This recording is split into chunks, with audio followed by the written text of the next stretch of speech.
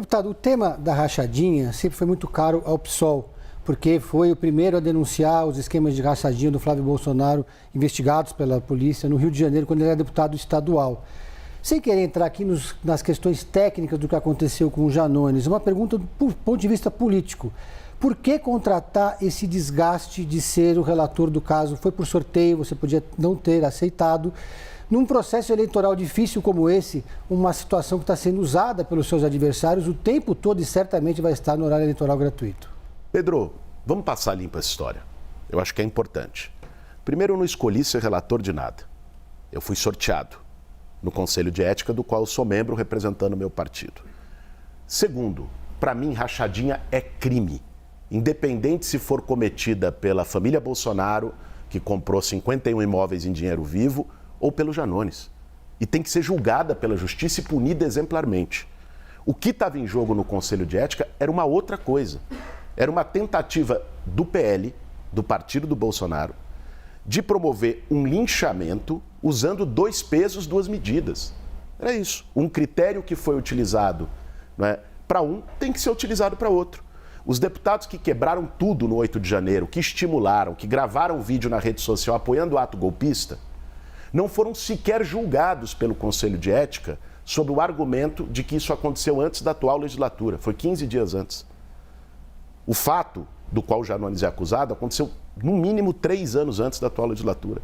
Então você não pode ter um critério para um e outro para outro caso porque é de um campo político diferente. Aí você esculhamba. A minha decisão foi baseada nisso. Se o Janones cometeu rachadinha, a justiça vai mostrar e se cometeu e for comprovado, que pague. Ponto. Aliás, é importante dizer uma coisa, Pedro. Você sabe, quem o partido do Janones, o Avante, apoia aqui em São Paulo? O Ricardo Nunes, meu adversário.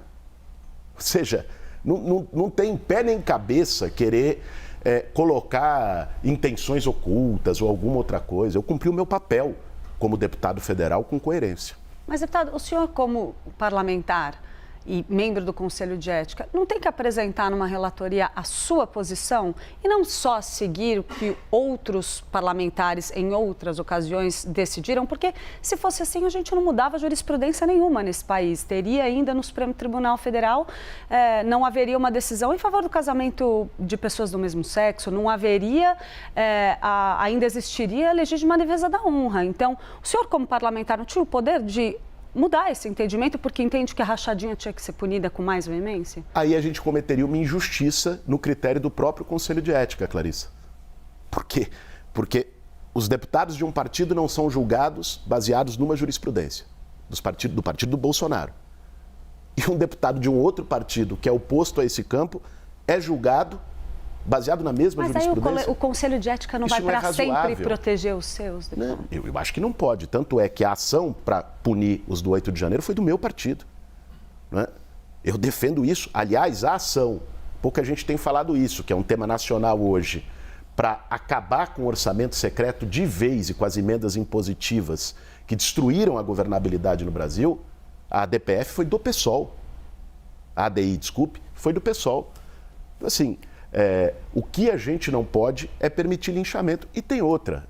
Eu quero ver meus adversários utilizarem isso, Pedro. Sabe por quê? O deputado do partido do Ricardo Nunes, do MDB, do Conselho de Ética, votou pelo meu relatório. E o peso do voto dele teve o mesmo que o meu. Então, a gente não pode ser incoerente. Não pode ser vale tudo. E querer enganar as pessoas em véspera de eleição, como estão tentando fazer. Portanto, o senhor não se arrepende desse voto, apesar dessa munição que o senhor acaba dando para os seus adversários? Não se trata disso. Se trata de ter coerência. Coerência com a trajetória. Eu tenho coerência com a minha.